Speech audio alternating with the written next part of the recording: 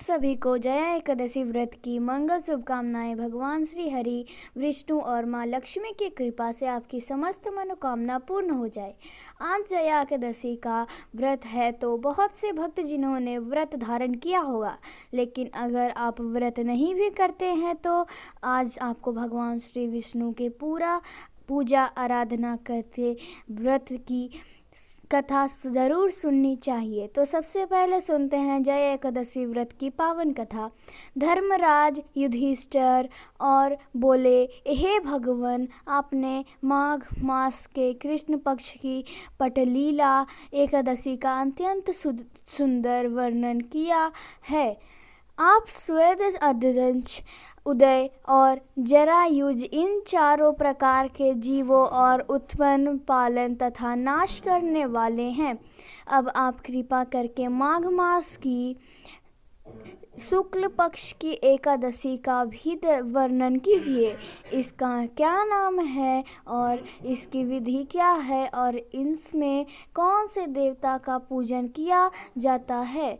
भगवान श्री कृष्ण बोले कि हे राजन, इस एकादशी का नाम है जया एकादशी और इसका व्रत करते ही मनुष्य व्रह, हत्या आदि पापों से छूटकर मोक्ष को प्राप्त हो जाता है तथा इसके प्रभाव से भूत पिशाच आदि योनियों से मुक्त हो जाता है।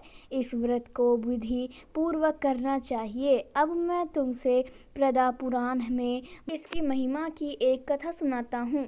तुम ध्यान पूर्वक सुनो। देवराज इंद्र स्वर्ग में राज्य करते थे और अन्य सब देवगण सुख पूर्वक स्वर्ग में रहते थे।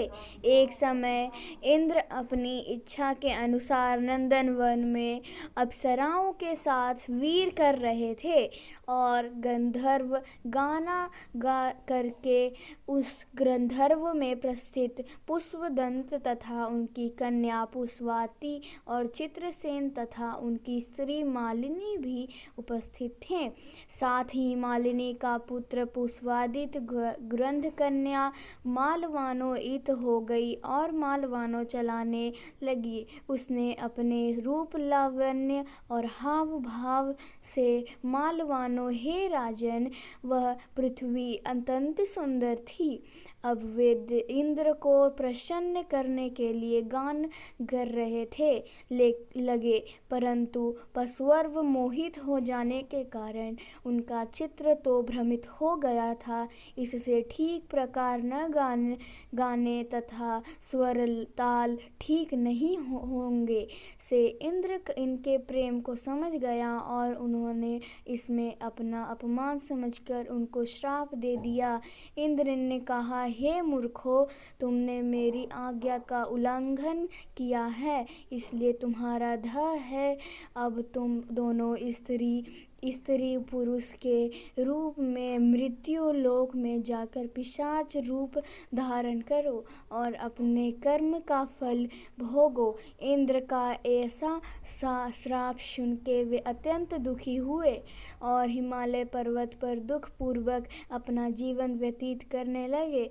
उन्हें गंध, रस तथा स्पर्श आदि का कुछ भी ज्ञान नहीं था। वहाँ उनको महान दुख मिल रहे थे।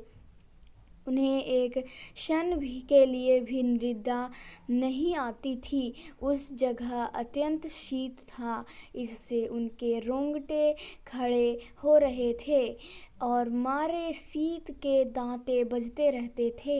एक दिन पिशाच ने अपनी स्त्री से कहा कि पिछले जन्म में हमने ऐसे कौन से पाप किए थे जिसके हमको ऐसी दुखदायी पिशाची योनि प्राप्त हुई। इस पिशाच योनि ने तो नरक के दुख सहना के। उस दिन जया एकादशी आई और उस दिन उन्होंने कुछ भी भोजन नहीं किया और न ही कोई पाप कर्म ही किया, केवल फल फूल खाकर ही दिन व्यतीत किया। और संध्याकाल के समय महान दुख समय सूर्य भगवान अस्त हो रहे थे। उस रात को अत्यंत ठंड थी। मारे अतीत दुख होकर मृत्यु के समान आपस में चिटपिट कर रहे थे और प्रभाव होते ही उनकी पिशाच योनि छूट गई। तथा धारण करते ही सुंदर वस्त्र आभूषण में अलंकृत होकर उन्होंने स्वर्ग को लोक को प्रस्थान किया।